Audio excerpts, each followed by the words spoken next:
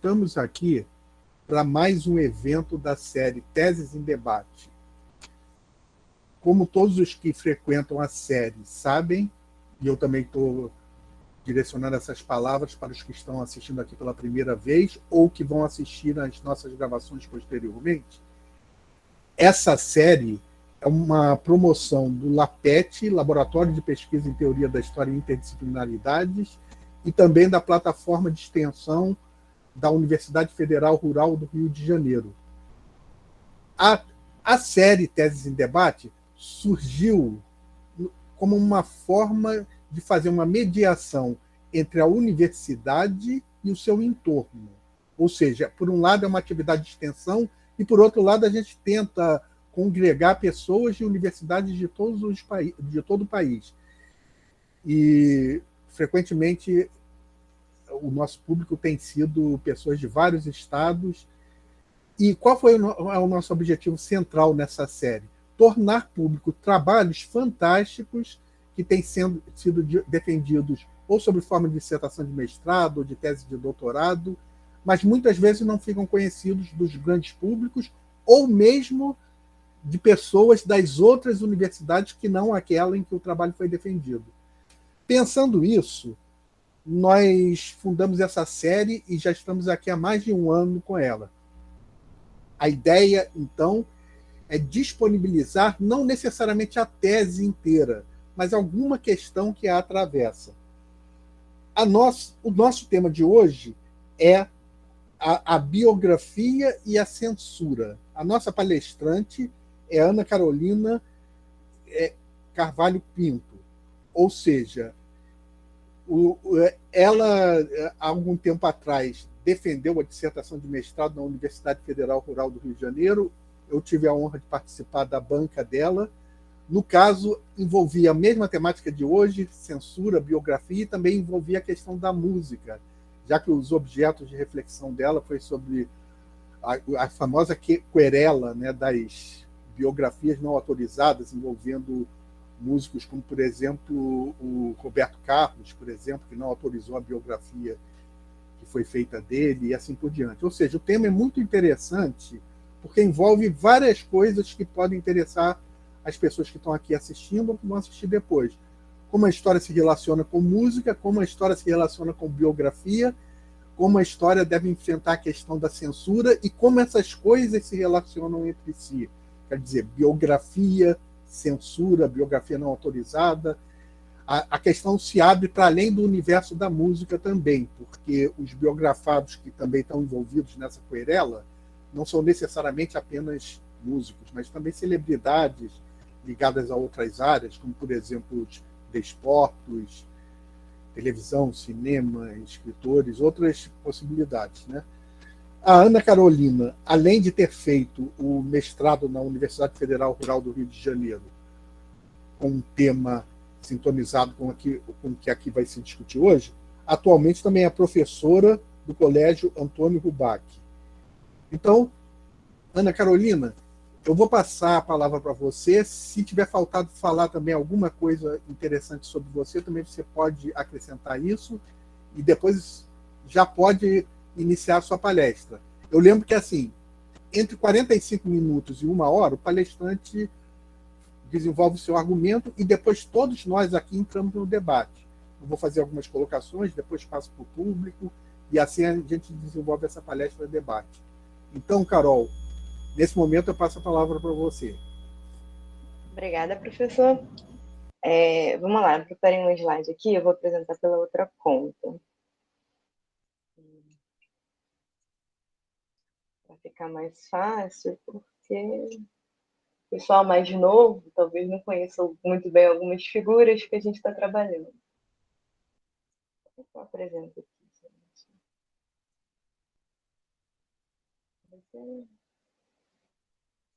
Não tem como apresentar.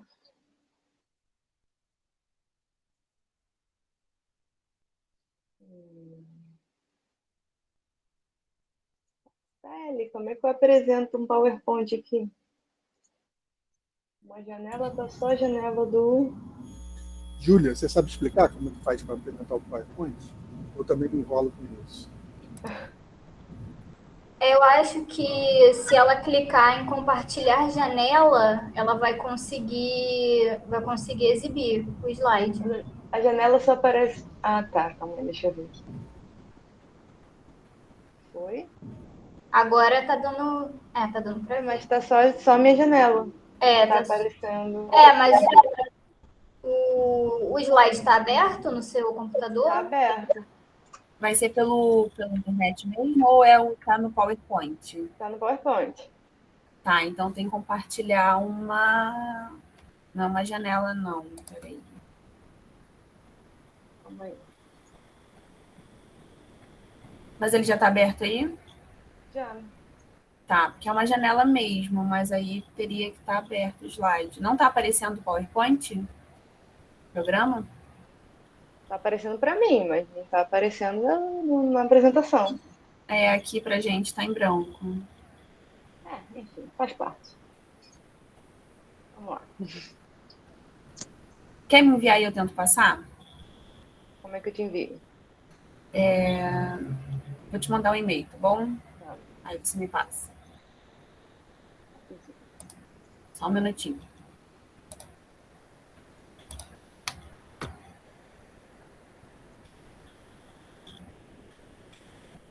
Marcele, você quer que eu apresente? Porque você já tá gravando. Aí, se você quiser, eu apresento para ela.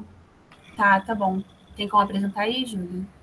Tenho aqui dá para apresentar. É só me enviar por e-mail mesmo.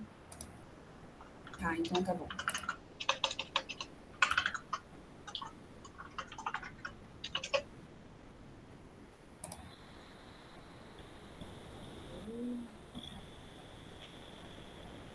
Qual é o e-mail?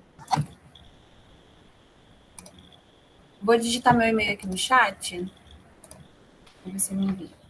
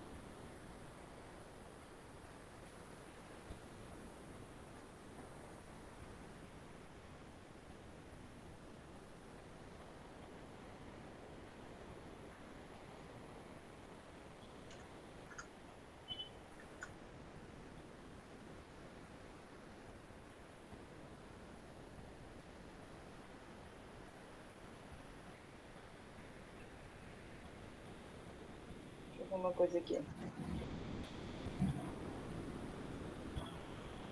Pronto. Consegui aqui. Ver se aparece. Bem-vindo. Vamos lá. Deixa eu ver, tá carregando aqui. Tô conseguindo visualizar. Foi?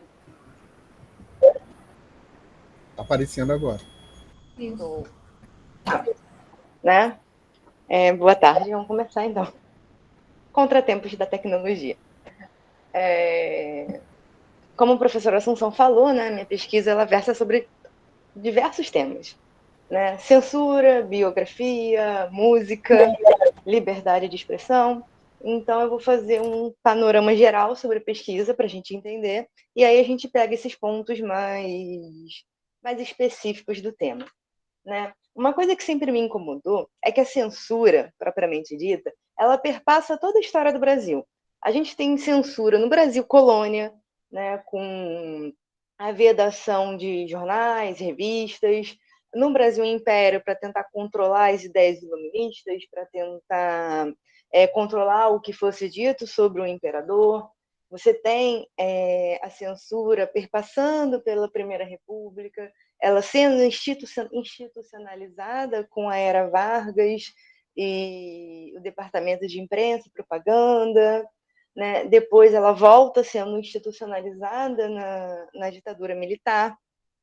E em 1988, depois de todos esses, né, esses momentos, essas épocas da história do Brasil, a Constituição define que não teremos mais censura no país, né? E uma coisa que me incomoda, sempre me incomodou nessa questão, é que como uma censura, como algo que é tão presente na história do Brasil, pode simplesmente deixar de existir, sabe? Como se colocou na Constituição, a censura é proibida, ponto, ela não existe mais. E todas as pesquisas que eu fazia, ninguém ia além disso, né? Toda pesquisa dentro da história vai até 88. Você vai falar sobre censura, você vai ver muito trabalho sobre Era Vargas, muito trabalho sobre ditadura militar e diversos trabalhos da época do Império. Mas você não encontra nada depois disso. E como pode um tema que perpassou a história do Brasil inteira, desde a colônia, simplesmente deixar de existir realmente, né? Não teremos mais censura. Então, eu comecei a tentar analisar, verificar se tinha, né? Se era possível ter uma censura pós 88. E isso já começou com o meu trabalho de conclusão de curso, que eu já sondei um pouco, tentei verificar os aspectos da censura pós 88. E aí eu encontrei o Observatório de Comunicação da USP, que fazia um trabalho sensacional de mapear casos de censura Nova República, pós 88. Né? Então, a partir dali eu pensei, tá, isso é feito por cientistas sociais, mas por que não trazer isso para a história? Por que não analisar a censura do ponto de vista do historiador? Eu acho que falta um pouco, né? Pelo menos eu não tive contato direto com trabalhos nessa vertente. Então eu comecei a tentar analisar casos que pudessem haver de censura na Nova República. E vale, né, destacar que o conceito que eu estou usando de censura aqui é o conceito que a gente pode dizer que é contrário à liberdade de expressão. Então, é o de coibir a fala, de negar, de proibir determinadas menções, de proibir de você falar, de você escrever, né, de você expor a sua opinião. É nesse ponto que eu estou trabalhando com talvez esse novo estilo de censura, né, para tentar identificar como que a censura ela poderia aparecer hoje. Né? Esse é mais ou menos o meu critério de estudo, né? Tentando ver porque a censura sempre foi mutável. A censura ela sempre foi mutável, né? Você teve censura institucionalizada, você teve censura que não era declarada como censura, né? Você teve a censura que eles chamam que é dos bilhetinhos de jornal, em que mandavam para o jornal bilhetinhos escritos não publicar isso, proibido publicar aquilo. Então, a censura ela sempre apareceu de diferentes formas. Não necessariamente aquela censura que a gente pensa quando pensa na ditadura, que é a censura institucionalizada, que é a proibição da música, que a pessoa vai estar lá analisando o conteúdo. Não. O que eu parei para reparar com a pesquisa é que hoje a gente tem uma censura judicializada, né? As pessoas elas vão para o juiz, elas entram com o processo e tem a autocensura também, que a gente vai falar também disso um pouco. Elas entram com um processo para tentar proibir o outro de falar. Né? Isso é um tipo de censura, porque você está negando a liberdade de expressão. Então, é por esse viés que eu comecei a pensar censura na Nova República, pós-88.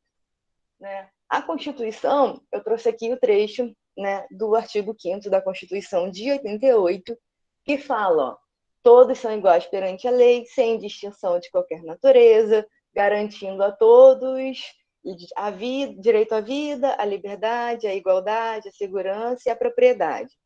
E, no artigo 9º, é livre a expressão da atividade intelectual, artística, científica e de comunicação, independentemente de censura ou licença. Né? Esse artigo simples, do artigo 5º, inciso do artigo 5º da Constituição, acaba, teoricamente, com toda a censura e todo o histórico de censura existente no país. Né? Em teoria, porque proibindo a censura em todas as atividades intelectuais e artísticas, você garante a liberdade de expressão, em que todos têm o direito de se comunicar, todos têm o direito de falar o que pensa, né, nos limites do respeito do outro. Se alguém se sentir lesado por aquela fala, aí ela pode processar por dano à imagem, dano moral, calúnia, difamação, aquelas coisas. Mas isso não tira o direito da pessoa de falar. Essa é a questão. E a partir do momento que você tem a proibição, a limitação de falar, isso se caracterizaria como um tipo de censura, né? Não aquela censura da ditadura, mas um tipo de censura que vai de encontro, opõe à liberdade de expressão. E aí, né, em 2015, a gente teve o estouro. 2013, 2015, a gente teve meio que um estouro de uma polêmica das biografias não autorizadas, né? A biografia, eu aprendi a muito custo, é uma literatura muito complicada de se trabalhar, muito polêmica, né? O que é uma biografia? A biografia é a história de vida de alguém, é o viés que alguém escreveu sobre outra pessoa. Você tem as autobiografias, em que a própria pessoa escreve, mas, em geral, as biografias é quando uma pessoa escreve sobre outra, né? Normalmente, uma pessoa que não é famosa escreve sobre alguém famoso, porque são as biografias das pessoas famosas que geram lucro, que geram interesse, que geram demanda pelas biografias. Pesquisando sobre essa questão que surgiu em 2013, 2015, eu descobri diversas biografias que foram, de alguma forma, não autorizadas pela justiça, né? E aqui eu elenco algumas delas, algumas importantes. A do Roberto Carlos, que a gente vai falar um pouco aqui. Jogo Duro, a história de João Avelange, a gente também vai falar um pouco. Estrela Solitária, que fala sobre o Garrincha. O Mago, que é do Paulo Coelho. E apesar do Paulo Coelho não ter nenhum problema com a biografia, outra pessoa que estava sendo representada no livro entrou na justiça para proibir a obra, né? Lampião, Noel Rosa, a história da WD Brasil, né? O Bandido que Sabia Latim, que é a obra do sobre o Paulo Leminski, Guimarães Rosa e de Glauber. São alguns exemplos de biografias que, ao pesquisar, eu me deparei com proibições. Essas biografias elas não podiam ser lançadas, né, por algum motivo. Em geral, alguém da família proibiu, ou alguém que estava envolvido na trama da biografia proibiu, seja por interesses financeiros, tipo, você está falando sobre a minha vida, mas eu não vou ter nenhum lucro com isso, né? Esse era algum dos argumentos. Ou você está falando uma coisa que eu não quero que seja pública sobre a minha vida. Ou a sua opinião é diferente do fato que realmente aconteceu, né? São diversos argumentos usados para poder proibir que essas obras elas fossem publicadas, elas fossem a público, né? O que teve maior impacto foi a história do Roberto Carlos, que virou manchete de jornal, que as pessoas comentavam sobre. E foi daí que surgiu a famosa polêmica das biografias não autorizadas, né? Porque foi a partir dele que realmente começou a ser discutido o porquê que essas biografias não estavam sendo publicadas. As obras eram feitas e não eram publicadas, né? Aí eu vou falar um pouquinho de cada, né? Para apresentar a vocês. Essa é a biografia do Roberto Carlos. Até hoje ela é proibida no Brasil, tá? Você encontra ela no exterior, mas no Brasil é bem difícil, né? E suscitou a disputa entre o Roberto Carlos e o Paulo César Araújo, que é um historiador, jornalista, que foi quem escreveu a biografia. Inclusive, ele é um fã do Roberto Carlos e continua sendo um fã, durante a pesquisa, eu tive a oportunidade de encontrar com ele, entrevistá-lo, né, para poder tirar as dúvidas, saber um pouco mais desse processo, né? Infelizmente, durante a pesquisa, eu não consegui ouvir ninguém do lado dos artistas, né, que proibiram as suas biografias, eu acho, né? Infelizmente, eles são muito fechados nisso, mas eu consegui ter o contato com alguns biógrafos, e isso já me abriu um pouco para o mundo das biografias. A obra do Paulo César, eu digo até que ele foi super elogioso ao Roberto Carlos, né? Assim, você via que era uma obra, apesar dele não assumir, você via que era uma obra de um fã. E não tinha muita coisa ali que pudesse macular a imagem do Roberto Carlos, só que falava sobre a morte da esposa, falava sobre o transtorno obsessivo compulsivo dele, e algumas coisas incomodaram o Roberto Carlos.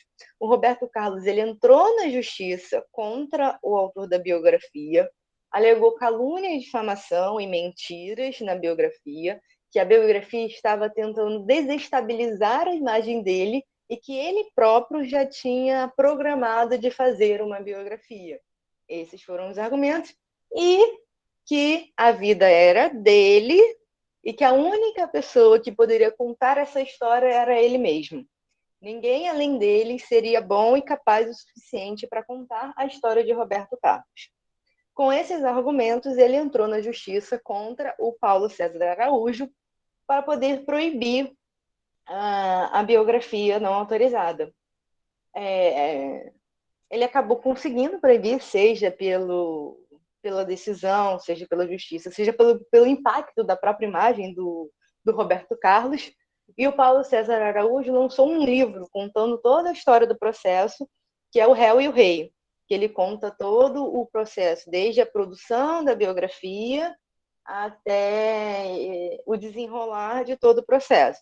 Essa ele não teve como proibirem, porque como ele era um envolvido, né, ele estava contando sobre a vida dele, sobre o lado dele da história, né? Podemos dizer que é um pouco parcial, mas entendo a situação, né? O livro até hoje se encontra proibido por conta de uma decisão judicial, né? E ele se dedicou 15 anos, 13 anos da vida dele para escrever esse livro, né?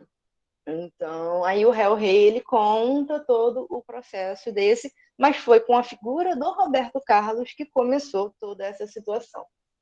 E aí, outra questão que a gente vê, por isso que eu falo que trabalhar com biografia é uma coisa complexa, foi a disputa entre o Ernesto Rodrigues e o João Avelange. O João Avelange, o Ernesto Rodrigues propôs ao João Avelange escrever uma biografia, o João Avelange topou, né, que ele escrevesse. Só que ao expor o resultado final da biografia, o João Avelange ficou extremamente revoltado, porque não passava uma imagem muito santificada do João Avelange. Você tinha os relatos de escândalos de corrupção, você tinha relatos de brigas com pessoas da FIFA, você tinha a pessoa real, né? A biografia. E tem um áudio, tem um documentário no YouTube que o Ernesto Rodrigues conta um pouco de como foi essa briga dele com o João Avelange.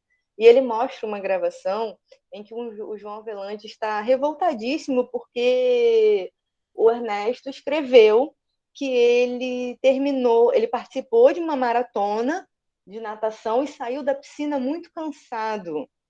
E olha o que irritou o João Avelange. Ele falou que ele saiu pleno da piscina, ele respirava tranquilamente, que ele não estava cansado após a maratona e queria que o autor modificasse esse trecho do livro para falar que ele não saiu cansado da maratona, né? Que ele saiu ileso, limpo, leve.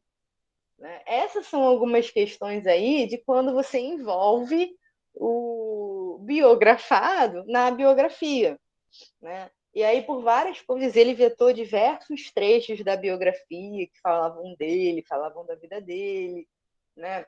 E aí eles tiveram um certo atrito ali. No final, o Ernesto Rodrigues publicou a biografia, essa biografia ela está disponível, só que com a maioria dos vetos foram retirados. Né? A maioria das partes que o João Avelange não gostou foram retiradas da biografia.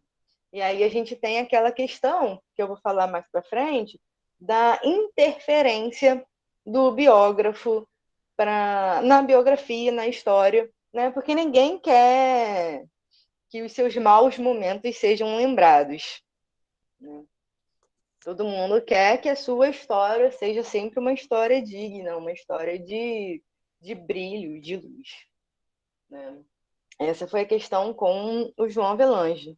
E outra questão que eu analisei foi a do Geraldo Vandré, que é uma biografia escrita pelo jornalista Vitor Nuzzi, em que eu também consegui entrevistar. E a questão do Geraldo do Vitor Nuzzi, e aí é onde entra mercado de biografias. O Geraldo Vandré é uma pessoa que não tem mais expressão nos dias de hoje, né? Ele está bem sumido.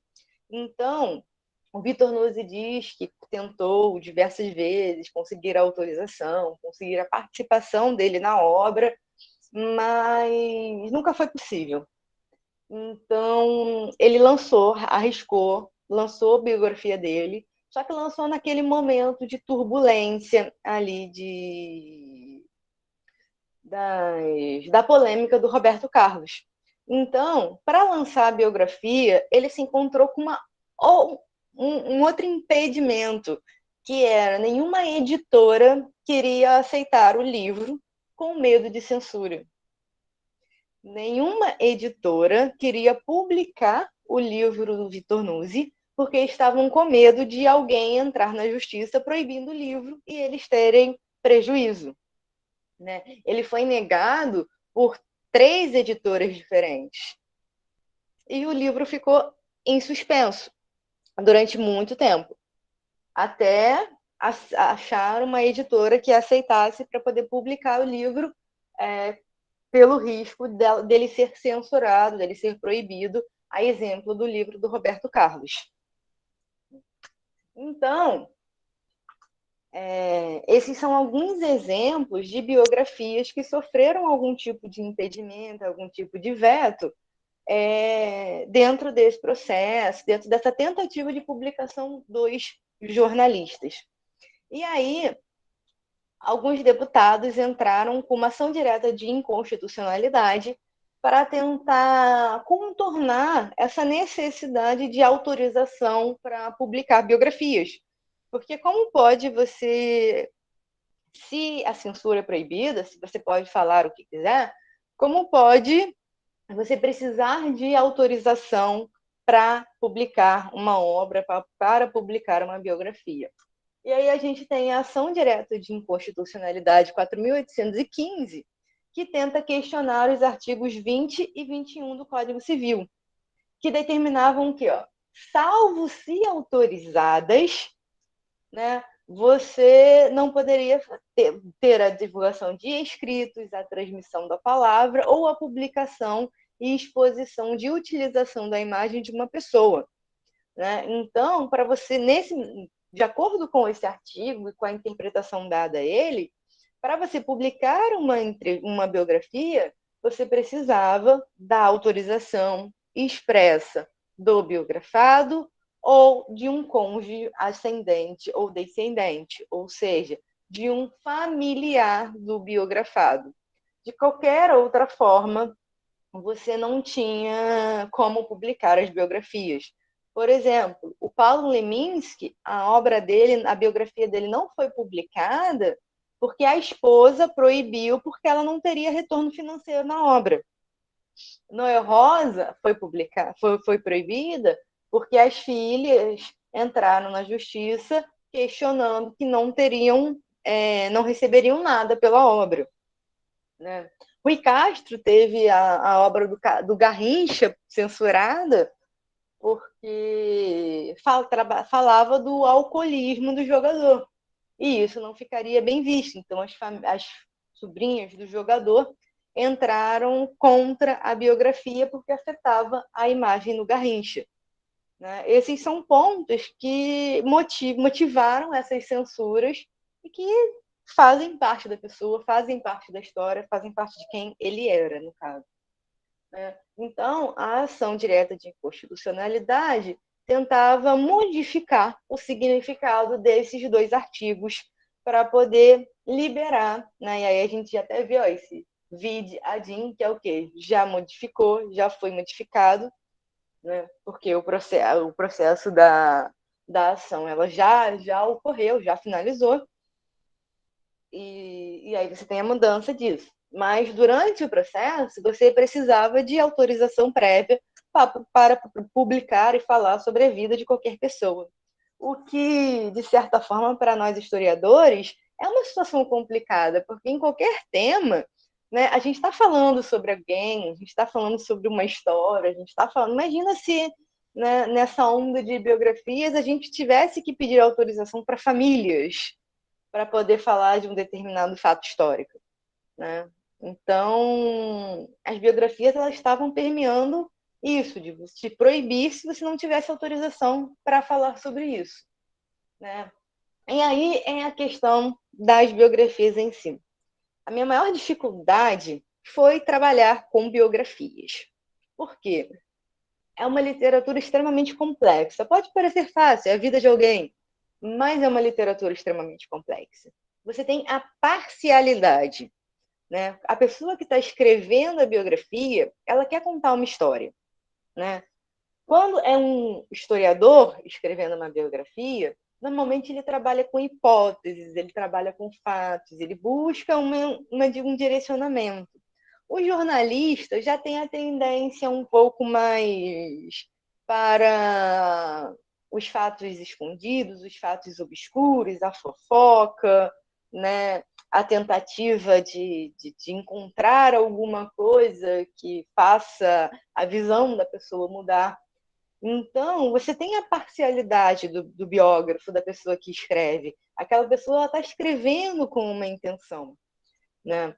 E aí você já tem que ler a biografia pensando em quem escreveu, qual a intenção daquela pessoa escrever, qual a intenção da escolha daqueles fatos, porque você não tem como contar a história inteira. Quando o biógrafo ele vai escrever, ele filtra, né? Eu conversei um pouco sobre isso com os biógrafos, eles filtram o que vai entrar na biografia.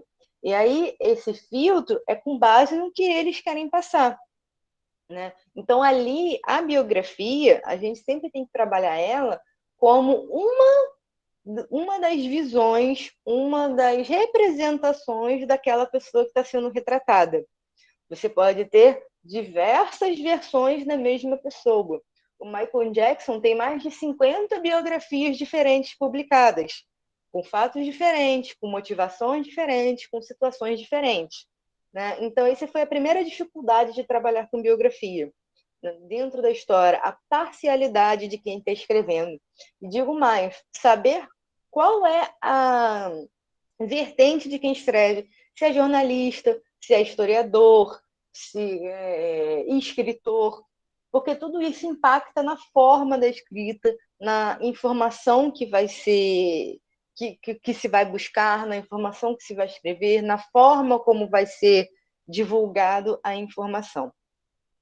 Então, você tem essa parcialidade e essa intenção dentro da obra desde a primeira folha, né? Outra questão que a gente esbarra dentro da história desse tema é com a questão do público e do privado. A gente está trabalhando, Roberto Carlos é um músico, ele escreve músicas sobre sua vida pessoal, né? Tem uma música chamada O Divã, que ele relata o acidente no trem que ele perdeu a perna. Na música ele relata isso, né? E como é que, ao relatar isso na música, ele questiona que um biógrafo falar sobre o seu acidente está invadindo a sua privacidade, né? Qual é o limite? O que é o público? O que é o privado? Né? Mesmo da gente, as coisas se confundem. Ao você publicar hoje uma imagem nas redes sociais, ela se torna, de certa forma, pública. E aí você tem como questionar o uso daquela imagem se você se tornar uma pessoa interessante ao público? Né? Eis a questão. Você tornou aquilo público. Você tornou o seu texto público, você tornou a sua vida pública, né? Ao fazer um vídeo, você está expondo a sua opinião, você está tornando isso público. Né? Então, você, de certa forma, dá o direito das pessoas falarem sobre isso. E essa é aí ficou a questão, qual é o limite entre, né, o que é o público e entender o que é o público e entender o que é o privado da vida de qualquer pessoa. Porque eles se misturam, a linha é bem tênue, a divisão entre os dois. Né? Outra questão que eu esbarrei foi o direito do biógrafo e o direito do biografado. Ok, somos historiadores, somos curiosos. Se a gente pudesse, a gente escavava o passado para descobrir como tudo exatamente aconteceu. Mas será que tem algum limite? A gente não tem como contar a história inteira. Então, qual é o limite do biografado? Qual é o limite do biógrafo? Qual o limite da pessoa que está buscando esse conteúdo, que está buscando essa pesquisa? Até onde ela pode ir? Até onde é interessante? O que ela pode fazer? Quais são os direitos dela? Ela tem o direito de expor a opinião, ela tem o direito de buscar os fatos, ela tem o direito de trabalhar com fatos que são públicos, mas até que ponto, né? E qual é o direito do biografado? Qual é o direito da pessoa de ter a sua vida escancarada, de ter o seu passado aberto, de ter as suas as suas documentações, os seus vizinhos entrevistados para saber como você era na infância. Qual é o seu direito? Né? Qual é o direito da pessoa de guardar isso para si? E tem a questão importante de quem é o dono de uma biografia. Quem é o dono de uma biografia? Porque você está falando sobre a vida de uma pessoa. Quem viveu a vida foi ela. Né? Ela é dona da vida dela. Ela não é dona da história, mas ela é dona da vida dela. Então, quem deveria lucrar com isso? Quem escreveu e pesquisou ou quem viveu aquela história? O lucro deveria ser dividido, né? Deveria ser todo do escritor que teve o trabalho de pesquisa, ou o objeto de estudo também é um pouco parte daquela obra, né?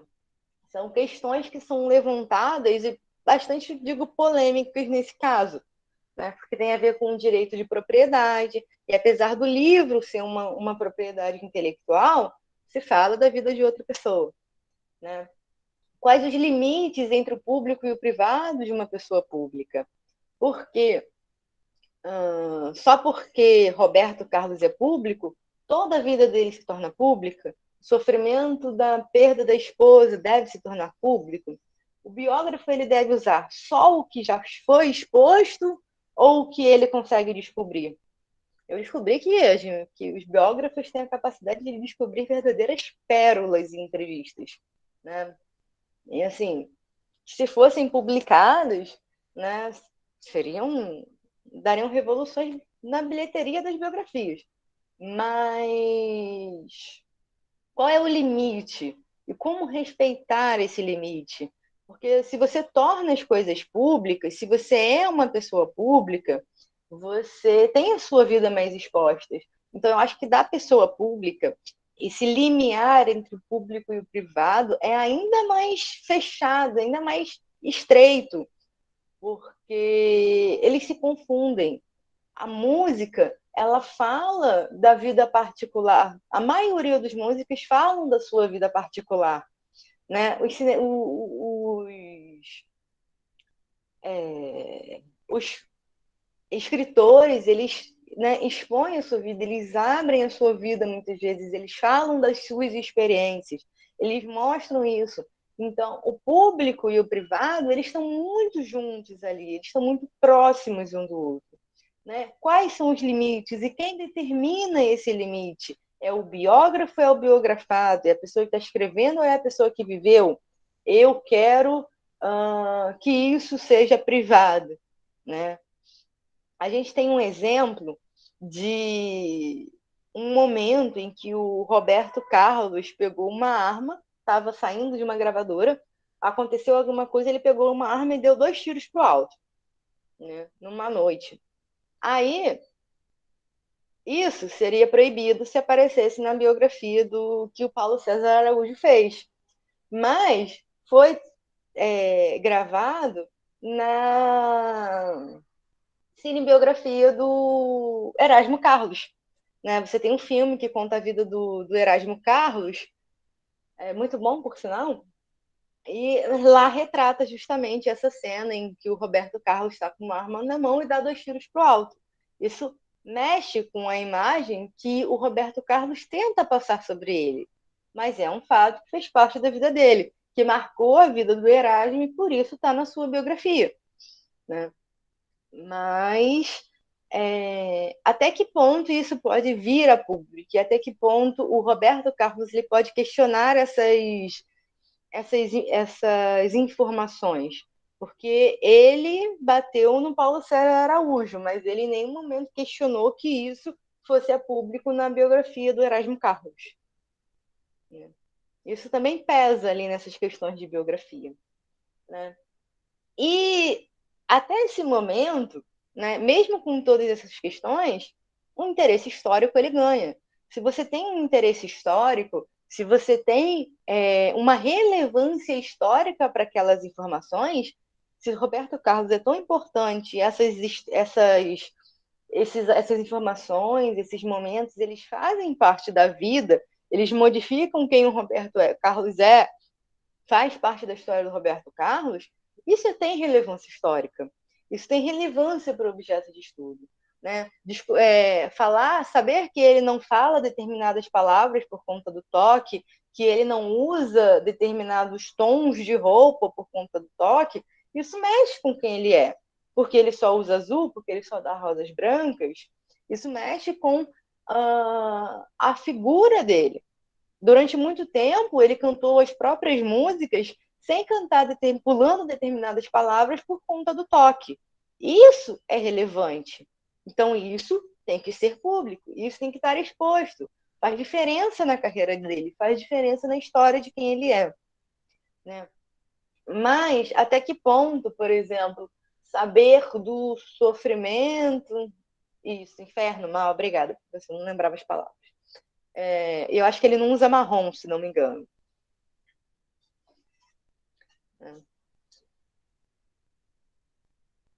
Então, até aí, a importância histórica é a que vale. Se tem relevância histórica, é plausível de ser publicado. Indiferente da fofoca, indiferente da conversa de bastidor, que aí não tem, né, aquela relevância histórica, mas para encher páginas ou atrair o público. Só que, conversando com uma professora, me veio a questão do direito ao esquecimento. Né? E um exemplo claro que a gente tem é a Xuxa. A imagem da Xuxa, ela está sempre atrelada à imagem de ter namorado Pelé, à imagem de ter namorado Ayrton Senna. Né? Dentro dessas questões, o que é o direito da Xuxa de não querer, hoje, a sua imagem atrelada como ex-namorada do jogador, ex-namorada do corredor? Né? Qual é o direito de esquecimento? Ela não tem o direito de ter a vida privada, segura, o seu passado esquecido. Imagina se todos fôssemos lembrados por conta de um ex-namorado que a gente teve e se arrependeu. Né? Até que ponto vai esse direito ao esquecimento? Né? O direito de memória a gente tem, do que é público, do que é relevante, do que é historicamente importante. Mas e o direito ao esquecimento? A pessoa não tem o direito de não ser publicada, igual Geraldo Vandré, O Geraldo Vandré não quer que sua história seja escrita, que sua história seja divulgada. Ele não tem esse direito ou ele tem esse direito? Era isso que estava em jogo na ação de inconstitucionalidade. Né? Quais eram os direitos? Quais eram os deveres? Se a pessoa ela tem o direito de não ser retratada, de ter a sua história esquecida, ela tem o direito de ser esquecida. Né? Para a gente, como historiador, é um absurdo uma figura como o Geraldo Vandré, que lançou basicamente um hino de um movimento histórico, simplesmente ser esquecido. Né? Fato. Mas se a gente for trabalhar, se a gente for pensar que está trabalhando com figuras humanas, com figuras vivas, com pessoas que são diretamente influenciadas por esses fatos, qual é o ponto, qual é o limite? Né? Qual é o direito público e o direito privado? E aí, tudo isso foi discutido tanto em audiência pública, como depois em votação pelo Supremo Tribunal Federal, para poder discutir esses pontos, discutir a necessidade de uma autorização prévia para a biografia, né? E quem estaria com a razão ali. Se o biógrafo, pelo interesse histórico, pelo interesse literário e pelo interesse público, né? Foi o que eu falei, a questão é relevância pública contra direito de privacidade ou direito ao esquecimento. Né? E outra questão que suscita é a gente tem o direito de manipular o que a gente quer que seja lembrado sobre nós, assim? Porque muitas dessas pessoas que proibiam, elas estavam tentando, de certa forma, decidir o que seria exposto sobre elas, né? Decidir o que seria divulgado. Isso aqui, ó, é uma informação negativa sobre mim. Vamos tirar? Vamos deixar só o positivo? Né? E essa é a questão de você trabalhar com seres humanos, principalmente em biografias de pessoas vivas. O Rui Castro ele tem um lema que ele só escreve biografias sobre pessoas mortas. Porque pessoas mortas não interferem. Pessoas mortas já foram, e de preferência 20 anos depois, porque já passou o luto. Ele fala isso. Né? Porque você tem uma interferência ali da pessoa viva, e se for logo depois que a pessoa faleceu, você tem a interferência da mídia e a interferência da família, que não quer mal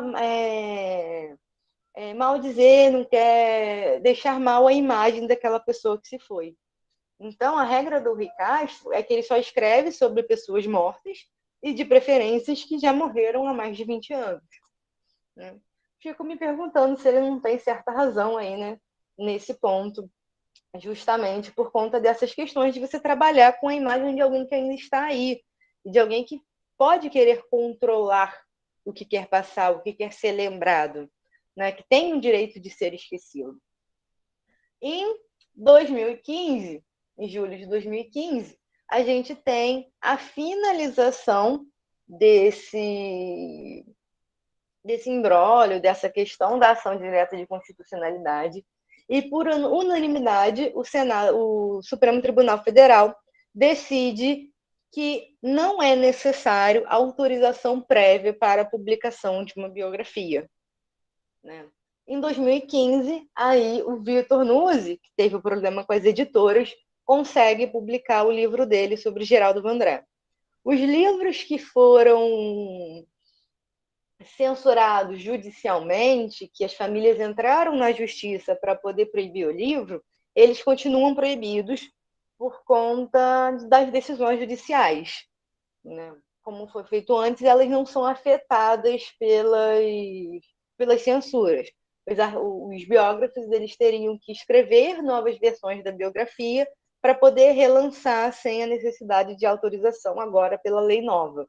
Né? O Paulo César Araújo falou até que está trabalhando numa nova versão da história da biografia de Roberto Carlos para tentar lançar, porque, né, ele tem tudo guardado e ainda pode botar aí as decisões finais, né, como toda a história terminou.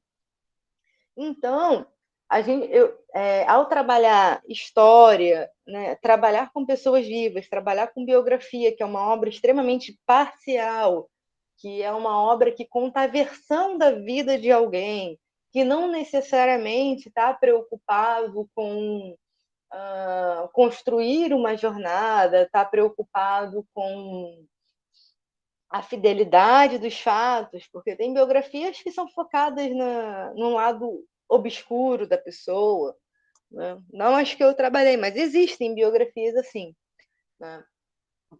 Tem biografias que focam na fofoca. Então, a biografia como literatura histórica é uma obra, é complicado de se trabalhar, porque são muitas vieses para se levar em consideração, mas é extremamente satisfatório, né? Principalmente porque eu pude conversar com os biógrafos e entender o processo deles naquela biografia, entender qual era o objetivo deles, o que eles estavam buscando, como foi esse processo de escolha do que ia, do que não ia para a biografia, quais eram os objetivos, as hipóteses dele, que história eles queriam contar. Isso é extremamente importante na biografia. Que história quer ser contada?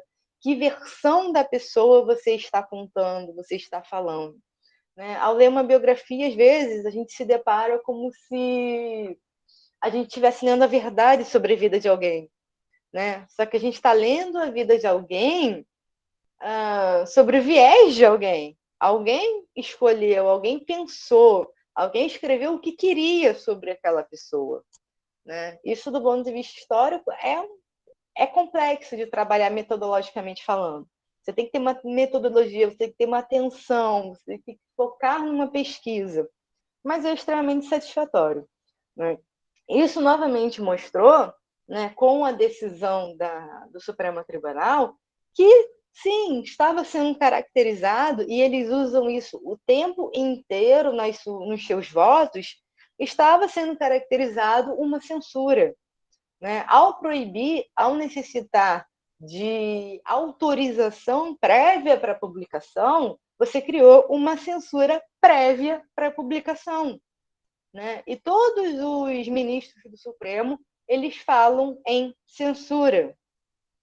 Em seus votos, todos eles remetem, não sou eu falando, são eles, remetem a essa proibição à característica de censura, né? Então, você tem que trabalhar com a ideia de uma censura na nova república, para além das outras versões de censura que a gente tem, se a gente for parar para analisar e para pesquisar sobre censura na nova república.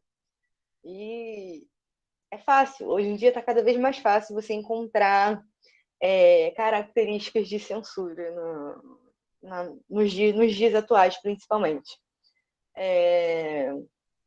E, né, a Carmen Lúcia, no seu voto final, ela foi a relatora do processo, ela falou, não é proibindo, recolhendo obras ou impedindo sua circulação, calando-se a palavra e amordaçando a história, que se consegue cumprir a Constituição, né? Então, ela mesmo, ao falar em proibição, ao recolhimento de obras, impedimento de circulação e essa calando-se a palavra e amordaçando a história, ela está se referindo à censura, né? Não se cala mais a palavra, não se amordaça mais a história. E ela termina o voto dela com uma frase muito significativa, que é o cala a boca já morreu, né? Não temos mais vez para censura, não temos mais voz para a proibição. O que comanda agora é a liberdade de expressão.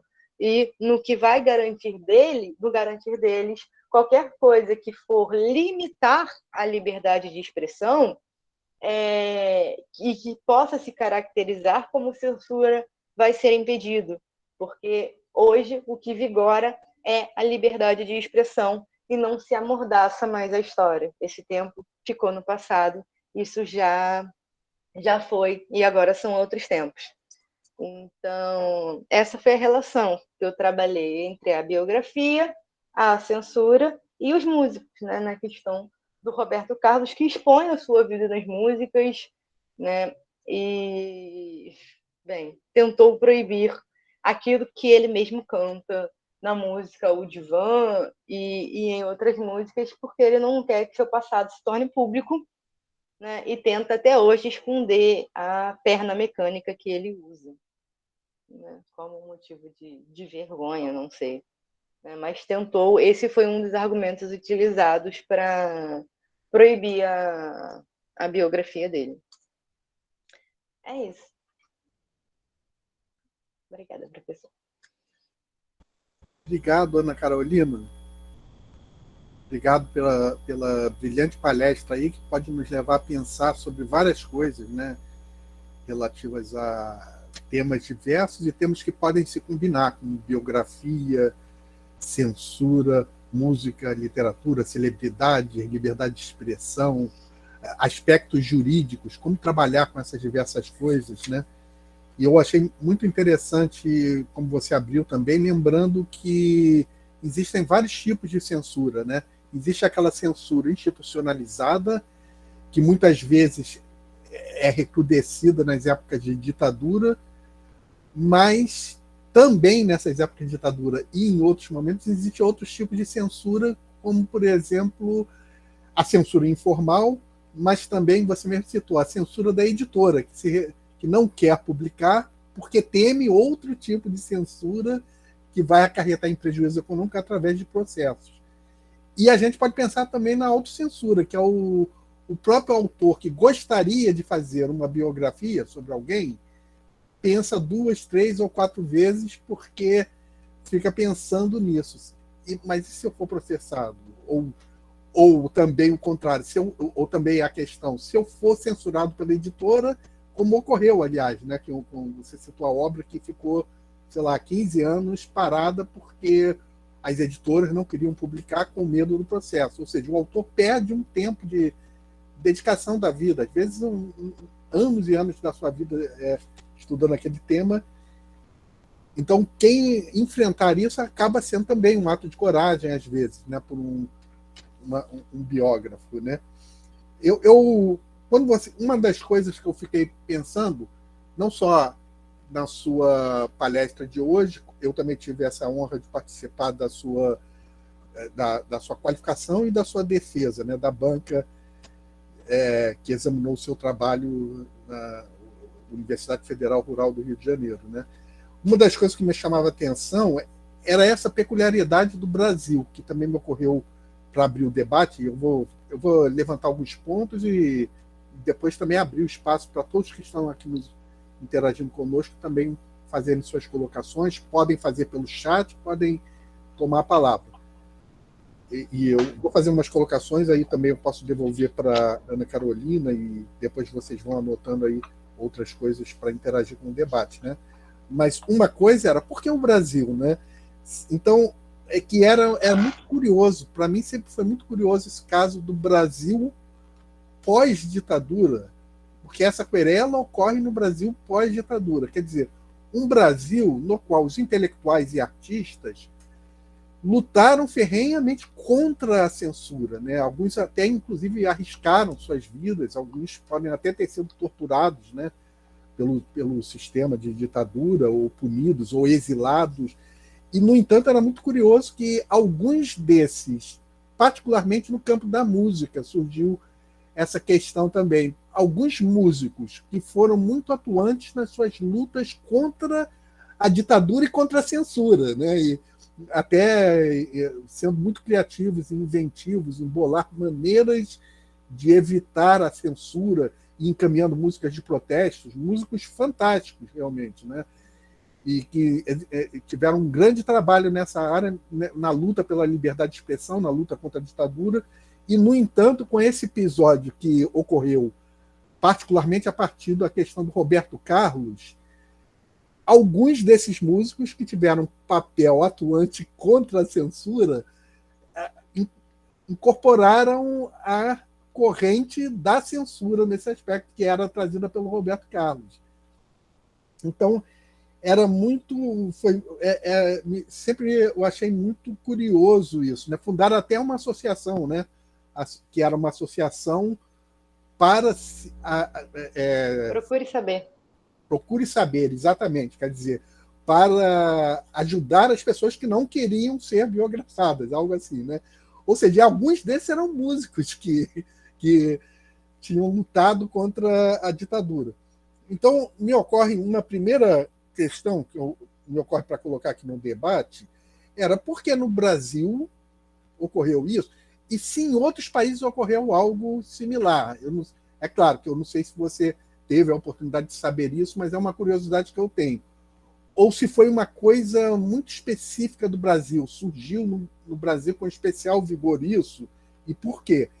Eu também fico muito pensando, tendo lido o seu trabalho, né, a dissertação de mestrado, e eu fico também, e também o caso, né, eu também conheci até o próprio Paulo César Araújo, né, que que viveu essa polêmica, se seria uma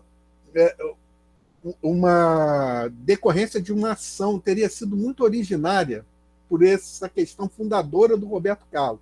Pelo peso do Roberto Carlos na música brasileira, nesse universo da música brasileira, se foi muito isso que pesou e outras pessoas vieram em apoio, e se foi um pouco isso, né? E se talvez não tivesse tido o Roberto Carlos, com esse papel, que acabou sendo um papel negativo do ponto de vista daqueles que querem publicar biografias ou exercitar nessa direção a sua autoexpressão, se não fosse esse papel do Roberto Carlos, será que teríamos com tão vigor, essa polêmica e essa rejeição e essa resistência dos biografados contra os seus biógrafos?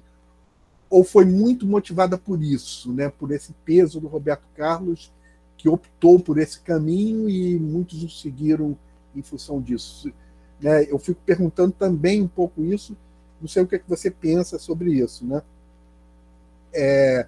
E eu também, uma coisa que me chamou muita atenção nesse caso, particularmente no caso do Roberto Carlos, é que teve essa polêmica toda, né, quanto o biógrafo, né, o Paulo César Araújo, e contra tentativas de biografar. No entanto, os filmes revelam uma série de aspectos que nem sempre são elogiosos, e, no entanto, contra os filmes, eu não sei que tenha ocorrido uma resistência tão grande desses biografados nos filmes, contra os filmes. Particularmente o caso do Roberto Carlos é interessante, né? Porque tem o filme sobre o Erasmo Carlos, o Tremendão, eu tenho minha fama de mal, acho que é isso, né? Isso. Ele não é tão, né, castigada a imagem do Roberto Carlos, embora também tenha um pouco, né? Um pouco de vaidade, competitivismo, né? Tem alguns aspectos. Mas eu acho mais curioso é o do Tim Maia, né? O Tim Maia passa, né? Um pouco o Roberto Carlos um pouco vaidoso, um pouco se esquecendo, né? O outro lado, os amigos da época. Ou seja, até destoa, eu acho, né? Do Roberto Carlos atualmente, que a gente vê que é uma pessoa muito generosa, né? Com todos, né? Mas realmente o Roberto Carlos jovem retratado no filme do Tim Maia não é até uma imagem mais que eu acho assim que oferece um outro lado que as pessoas talvez discordem do Roberto Carlos, mais até do que, como você disse, na própria biografia que tentou se fazer, que o Paulo César Araújo tentou fazer do Roberto Carlos, que era a biografia de um fã, e o filme do Tim Maia, eu acho que aparece uma imagem até mais caricatural ou até mais negativa do Roberto Carlos. E, no entanto, não me ocorre que tenha ocorrido, né, uma resistência, e o filme passou, né? Às vezes eu fico também pensando se no filme os biografados, uma questão que você tocou interessante, que era sobre, será que o biografado deveria receber alguma porcentagem que fosse no trabalho que é feito pelo biógrafo, e talvez, eu não sei se é isso, mas por que as pessoas não reclamam dos filmes, mas reclamam das biografias escritas na literatura? Uma das questões que eu penso é que a literatura não gera grandes receitas, grandes valores, né? Ninguém fica rico escrevendo, né? Na verdade, né? Você ganha, no máximo, alguns direitos autorais, que, na verdade, é muito pouco. No entanto, o filme gera uma receita milionária, e eu não sei se ocorre isso ou não, talvez você saiba alguma coisa sobre isso, eu não sei se os filmes que são sobre essas pessoas acabam gerando alguma receita para essas pessoas. Os próprios cineastas, como têm um dinheiro muito grande de retorno, podem até dedicar, né, um retorno para as pessoas que aparecem no filme. O que, no caso da literatura, realmente seria mínimo, né? Se você fosse pagar 10% de um direito autoral, o direito autoral é muito pequeno no Brasil, particularmente. Não significaria nada, né? Mesmo que houvesse uma lei, olha, 10% dos livros sobre pessoas que foram biografadas deveriam pagar direito, deveriam ser para o biografado. Isso não seria nada, né? Porque o direito autoral, o 100%, já não é quase nada para os autores que publicam, né? Eu até falo isso por causa própria, né? Que eu já tenho vários livros publicados e a gente não ganha nada, né? Então, mais um filme gera uma receita considerável. Eu não sei se é por isso, né? Mas se você tem alguma ideia de por que ocorre essa questão no filme ele consegue passar incólume retratando, às vezes até de maneira caricata ou negativa, ou não tão elogiosa, as pessoas e não gera tanta resistência como geram as biografias. Se você tem alguma arrisca alguma resposta sobre isso. Quer dizer, foram essas duas coisas que me ocorreram. Isso, né? E por que também no Brasil, se em outros países tem essa questão ou não, se você tem alguma coisa para informar sobre isso, né? Eu sei que claro que possivelmente você não vai ter como saber em vários países, mas pode ser que você já tenha esbarrado com essa questão, né?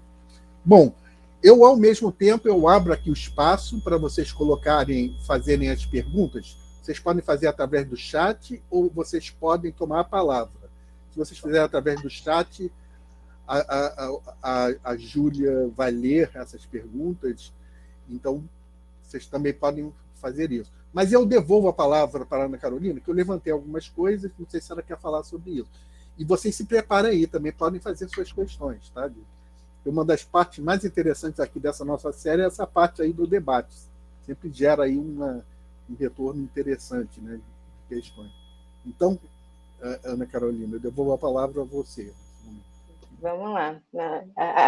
As questões, elas sempre suscitam muita coisa, né? Eu acho que, né, por que no Brasil? Primeiro, porque a gente tem um histórico muito grande com a censura, né? Perpassando por tudo, né? Durante muito tempo as pessoas ajudaram a censura, né? Você tem relatos de pessoas mandando cartas para a censura, pedindo para censurar determinados programas de TV, músicas, né? As pessoas elas se associam à ideia de que tem que ter algum controle ali porque senão eles não sabem lidar com a falta de controle. Então isso é uma coisa muito característica do Brasil. E também quando o Código Civil ele foi escrito e publicado em 2002, esse artigo acabou sendo muito mal interpretado, né? O STF, quando ele julgou, ele justamente falou que em nenhum momento ele permitia essa censura, mas que o artigo tinha sido mal escrito, né? E como a gente já tem um histórico muito grande de censura, isso se abriu para que fosse possível, né, os biografados entrarem para proibir as suas biografias não autorizadas, né? O senhor falou do Procure Saber. O Procure Saber é um movimento muito controverso que eu acho interessantíssimo, porque eles, né, na época que o Roberto Carlos ele entrou na justiça, eles lançaram um Procure Saber eles têm até uma página na internet que funciona até hoje para mostrar o ponto de vista dos artistas sobre a proibição das biografias, para tentar se defender. E aí você tem figuras, né?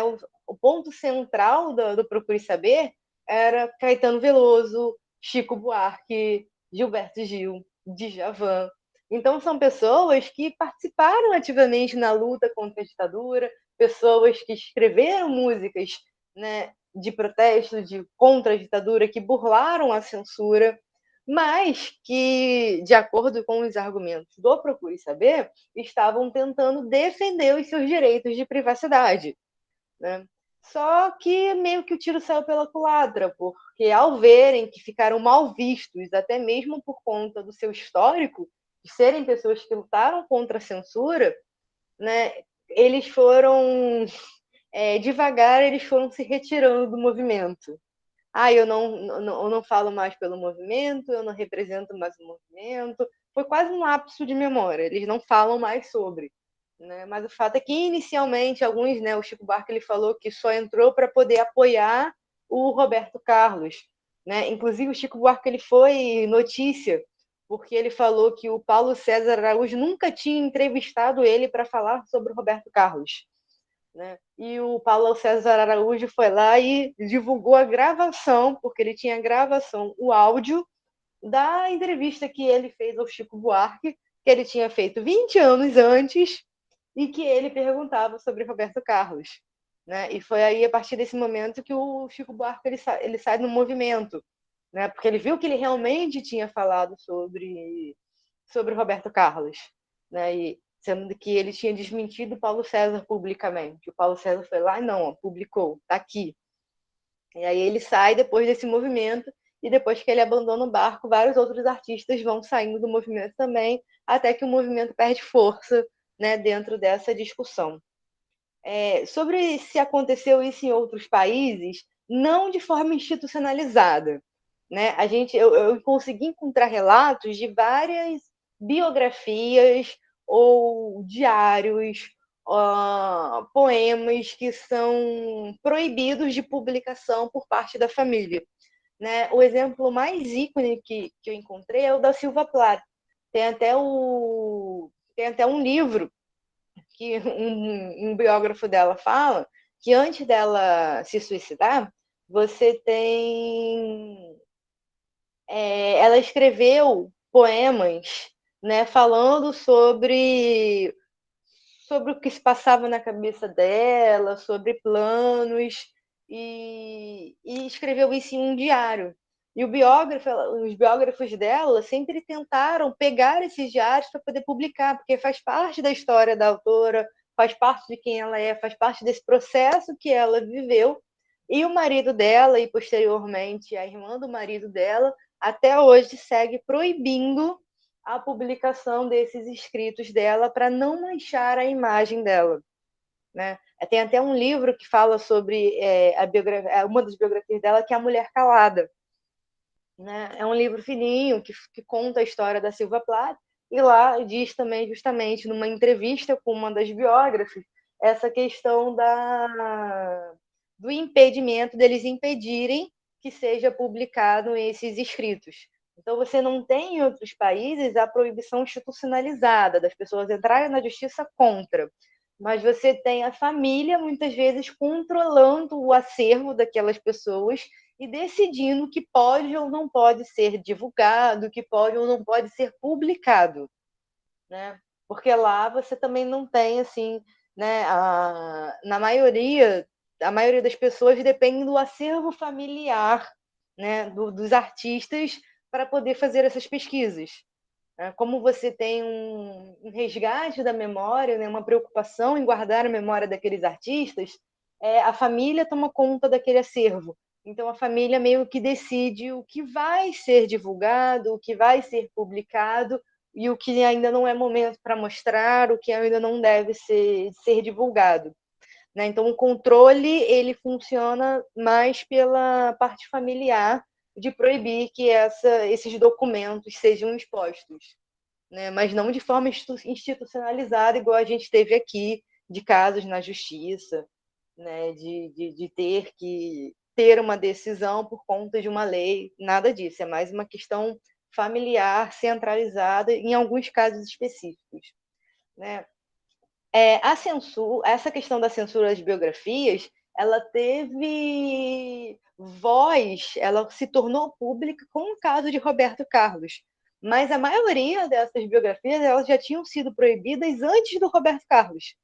Né? As pessoas elas entravam na justiça lá contra o biografado, contra o biógrafo e pediam a proibição do livro, a circulação, impedir a circulação do livro, que foi o caso do Garrincha. Né? Eram decisões individuais, decisões específicas. Com o caso de Roberto Carlos, é que aí você estoura essa questão, sai da bolha dos processos específicos e você passa a ter isso divulgado, discutido, e assim você pode discutir e fazer a ação direta de constitucionalidade, questionar a lei. Então, a gente pode dizer, de certa forma, que não foi o Roberto Carlos que inaugurou isso, mas foi graças a ele que a proibição foi proibida. Né?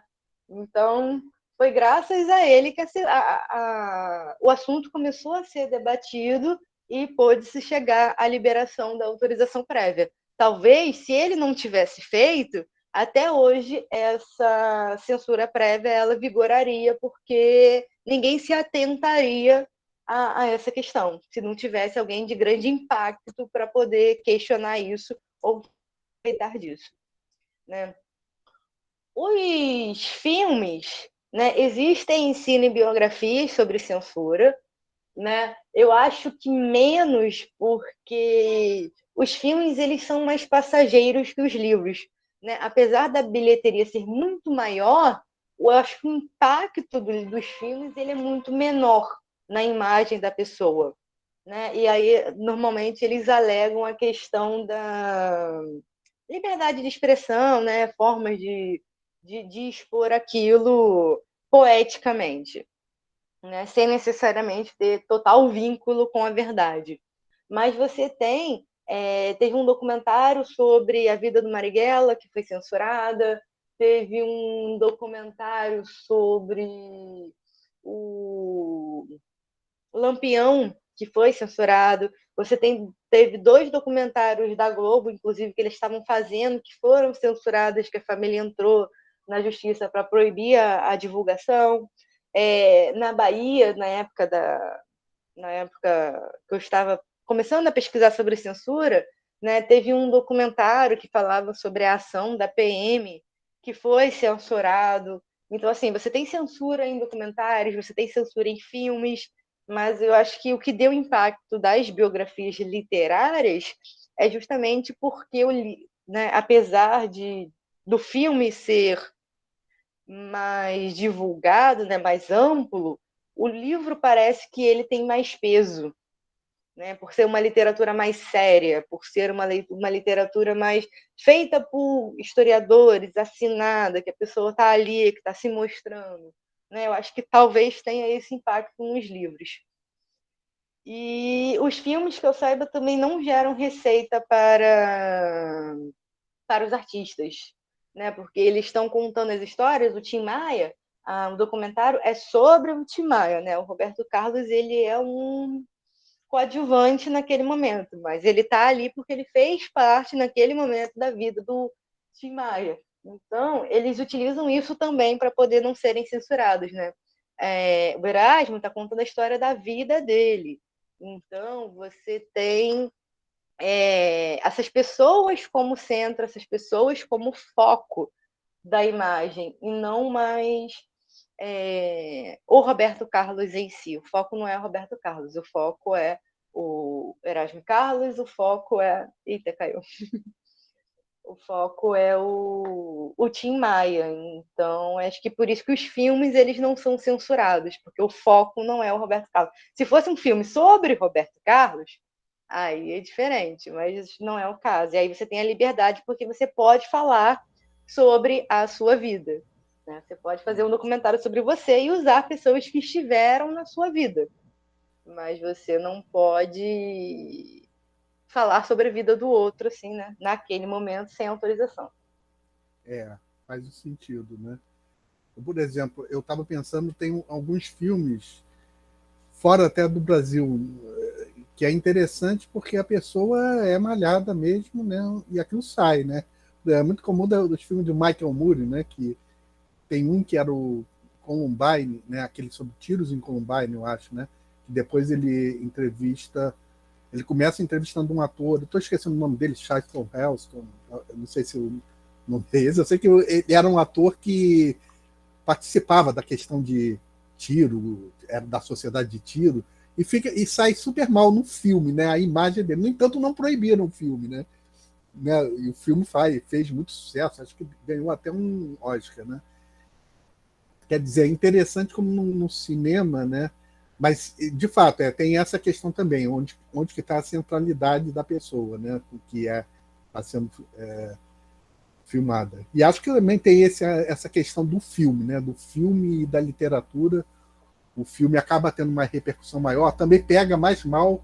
Na literatura passa mais ao largo, né? Quando a pessoa proibiu alguma coisa na literatura, nem todo mundo fica sabendo disso. Mas se alguém proibir um filme, né?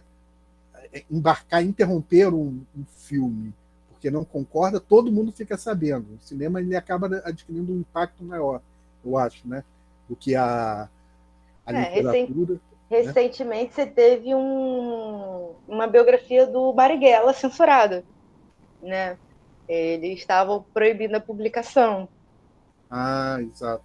Mas pessoas familiares de Marighella, pessoas simpáticas ao Marighella ou pessoas da ditadura? Quem que estava? Essa questão eu sei que tinham familiares, mas tinha também uma questão de expressão política. Porque eu também fico pensando que uma biografia sobre Marighella também vai expor muitos torturadores do outro lado, né? Pessoas, né? Então que também lida com os interesses meio complicados também, né? Que até podem ser punidos ainda, né? E alguns ainda estão atuando aí no meio político, né? Então gera tem esse caso também, né? Quem é a pessoa biografada, né? Também gera resistências e demandas diversas, né? Mas é interessante também, você comentou na sua palestra sobre o fecho final, né? Que acabou que o Supremo Tribunal Federal votou contra, né, a censura, a favor, o que acaba fechando de uma maneira que eu acho que só poderia ser essa numa história de luta contra a ditadura, se houvesse ali um outro veredito, né, favorável a isso, né, seria péssimo, né? Uma história parece que iria voltar para trás, né? Então acho que teve muito também esse desfecho político, né, de um reconhecimento já público de que a ditadura não foi uma coisa boa, né? Obviamente, o que demorou anos para consolidar essa visão geral das pessoas, com exceção de casos aí que a gente já conhece, mas então eu acho que acabou que não poderia ser outro resultado ali, né? Bom, eu também pergunto para vocês se vocês também gostariam de fazer alguma colocação. Professor, temos 2 perguntas no chat. Aí eu gostaria de perguntar às pessoas que fizeram a pergunta se elas gostariam de falar, né? Que são o Wagner e o Alexandre. Caso eles não queiram, eu falo a pergunta aqui para eles. Wagner e Alexandre? O Wagner autorizou a ler o microfone.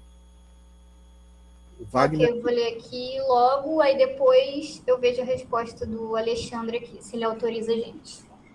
Ele perguntou assim: com os movimentos atuais sobre a liberdade de expressão e os atuais processos que ocorrem no STF sobre as fake news, com a prisão de deputados, blogueiros e youtubers, você acha que ainda impera a censura judicial ou, nesses casos, trata-se de crime e não de liberdade? Polêmicas, né? Você tem a censura judicial, mas em alguns casos, né, você tem o crime, né? Você disseminar fake news, ou você, né, como teve dos deputados lá que pediram a volta do AI-5, né, de acordo com a nossa lei, com a nossa Constituição, isso se constitui crime. Né? Então não seria censura, porque uma coisa é você falar que a democracia é ruim, uma coisa é você expor que a democracia não funciona, outra coisa é você colocar que o AI-5 deveria voltar, expor que a censura é boa, que a censura deve vigorar, aí se constitui crime. Né? Tem que fazer sempre essa diferença. A censura judicializada é quando você é proibido de falar uma coisa que é garantida pela liberdade de expressão. Eu sempre coloco o ponto do direito do outro. Se o que você está falando não afeta o direito do outro, é liberdade de expressão. Se afeta o direito do outro, pode-se considerar crime, dependendo de como afeta. Né? No caso do deputado lá, o Daniel Silveira, ele pediu a volta do AI-5. Né? E aí o que você tem no AI-5? O AI-5 você tem a censura institucionalizada, você tem a tortura institucionalizada, você tem o fim do habeas corpus, né? Olha quantas coisas envolvidas que não tem a ver com a liberdade de expressão. Você está pedindo o fechamento do Congresso Nacional, tudo isso está imbuído ali no AI-5. Então, se você pede a volta do AI-5, você está pedindo tudo isso junto. E aí se configura crime. Né? Por quê? O fim do habeas corpus, o fechamento do Congresso Nacional, né, a legalização da tortura, isso se constitui crime de acordo com a Constituição. Né? É diferente de você expor a sua opinião, falar que o AI-5 não era ruim. Aí, olha a diferença. Né? Então... É verdade, Ana Carolina. E também tem assim, as pessoas confundem muito a liberdade de expressão, não é o direito de você falar tudo, né? É de falar tudo que é possível, humanamente possível. Por exemplo, as pessoas pensam assim, que é uma distorção total, né? Que seria a liberdade de expressão, o direito de você fazer discursos de ódio, ou de você expressar racismo, ou de você dizer que é favorável à volta da escravidão, ou de você, sei lá, fazer qualquer... é favorável à tortura. Isso não é liberdade de expressão, né? Quer dizer, você não pode sustentar, fazer uma apologia ao crime, por exemplo. Existe uma lei contra isso. Então não é liberdade de expressão você falar favoravelmente ao crime ou induzir pessoas ao suicídio, tem casos assim na internet. Nada disso é liberdade de expressão. Quer dizer, uma coisa a direita, particularmente a extrema-direita, né, se assenhoram muito disso, né, esse discurso de liberdade de expressão, como se isso desse a elas o direito de falar absurdos, né? Quer dizer, é uma situação totalmente... Mas é muito comum, né, esse tipo de defesa, sobretudo pessoas que se alinham na extrema-direita, né, como se constituísse liberdade de expressão isso, né? O discurso de ódio, por exemplo. Né? É verdade. Júlia, e qual a outra questão que nós temos? Sim, o Alexandre perguntou assim: boa tarde, professora. Qual é o melhor modo de inserir as biografias e autobiografias em sala de aula? Então, eu já trabalhei as biografias em sala de aula de algumas formas. Né? Você pode utilizar isso para as pessoas se entenderem como parte da história, né? Dependendo das turmas, né? da forma como é trabalhado, né? Para a pessoa entender por que ela é importante dentro desse processo histórico, de fazer a sua biografia, de quais são as pessoas que estão envolvidas na sua vida, de uma forma bem micro, né? De uma forma com a pessoa, o próprio aluno em si. E se você quer usar a biografia como um objeto histórico dentro da sala de aula, né, é interessante pegar o capítulo de alguma biografia, de alguma pessoa que você esteja interessado. Eu já trabalhei nisso com a biografia do Getúlio Vargas.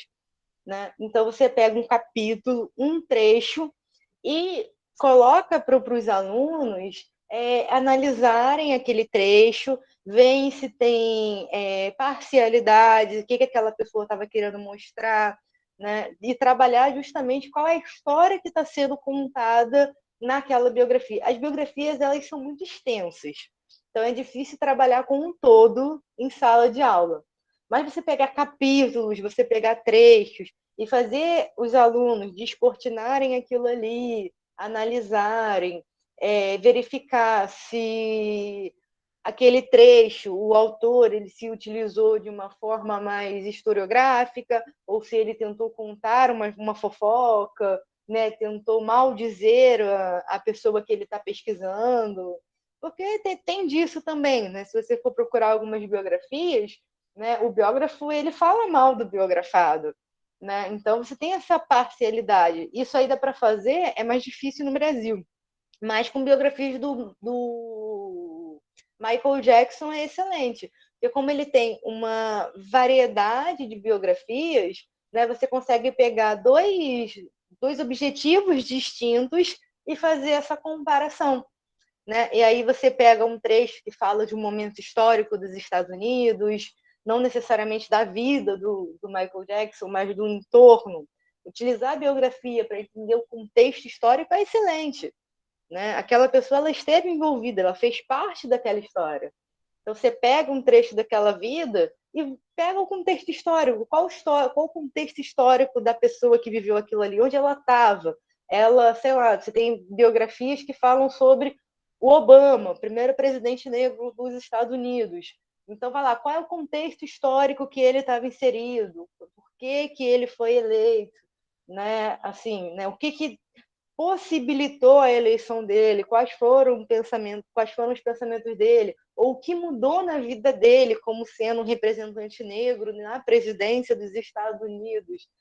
São muitas coisas que dá para trabalhar assim, tendo a biografia como foco, e sempre pensando, né? Porque a biografia é uma coisa, né? São livros grandes, mas eu acho que dá para pensar algumas coisas, seja para trabalhar de forma historiográfica o contexto histórico, seja para trabalhar a parcialidade de quem escreveu, até mesmo para trabalhar, que a gente ia falar daí, para trabalhar com fake news, né? Porque quando você mostra a parcialidade, você mostra que tudo aquilo que é escrito, tudo que é publicado, tem um objetivo, né? Até mesmo nas redes sociais. Quando você publica alguma coisa, você está motivada por aquilo que é o seu histórico, é a sua vivência, quem você é. Né? As pessoas elas não publicam nada sem motivo, elas não falam, não escrevem nada sem motivo. Tudo tem uma motivação.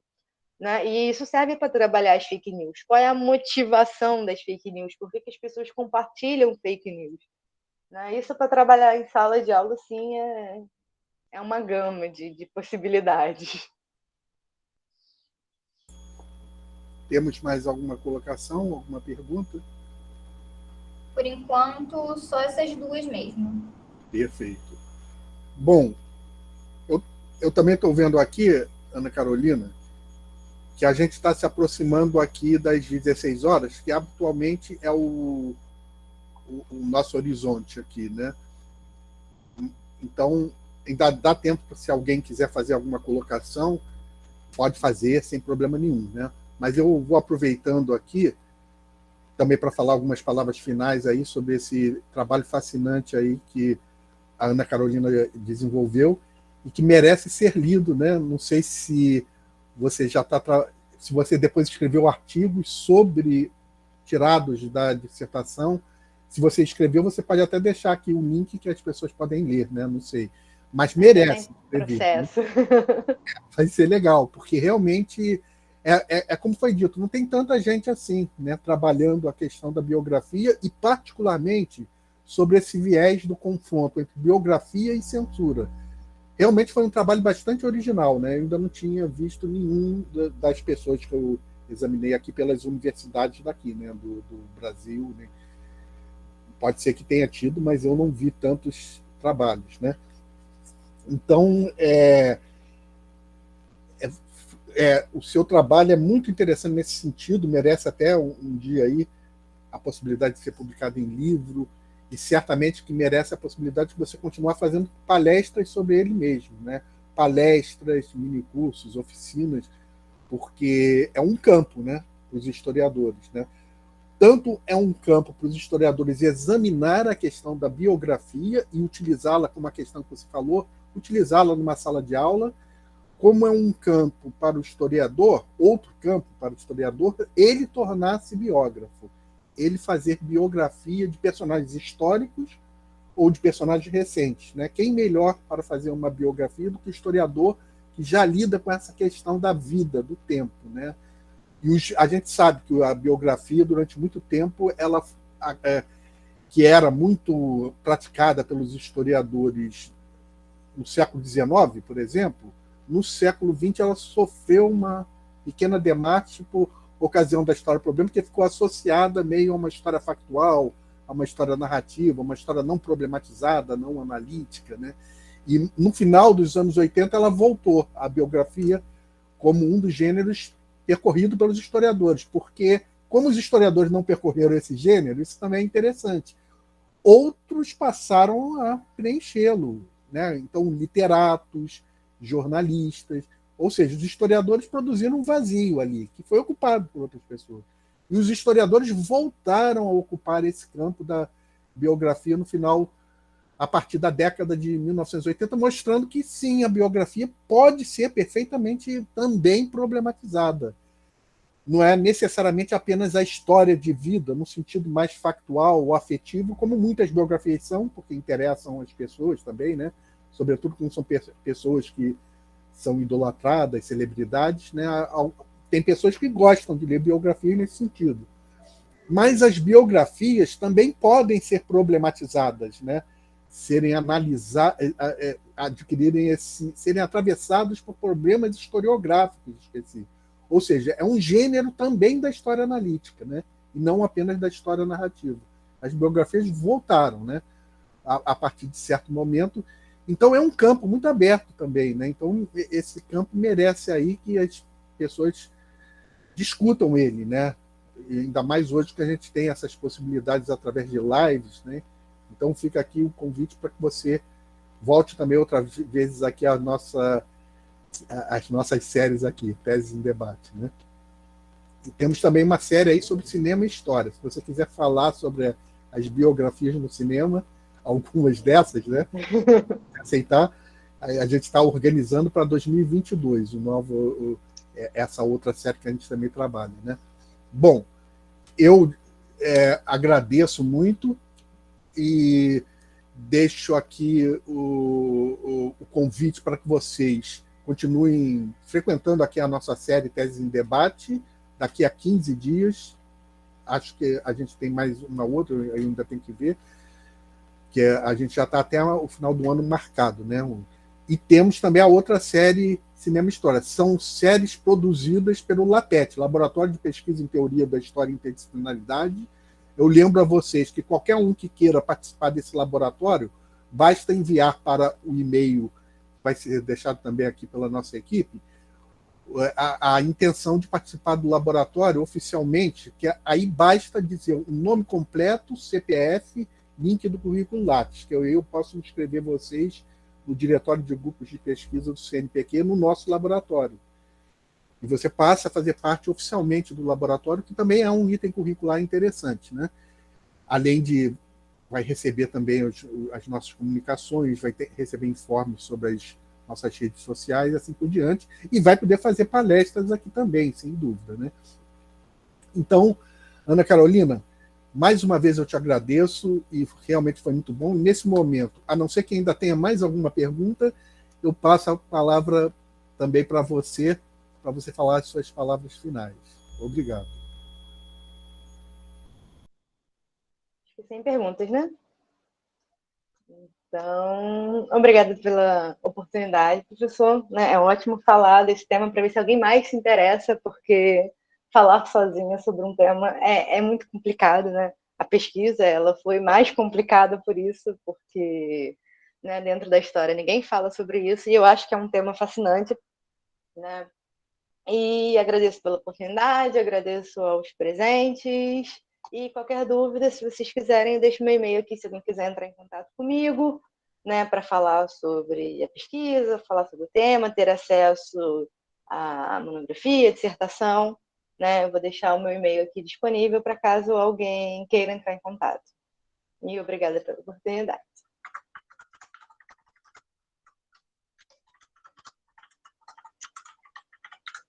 Pronto.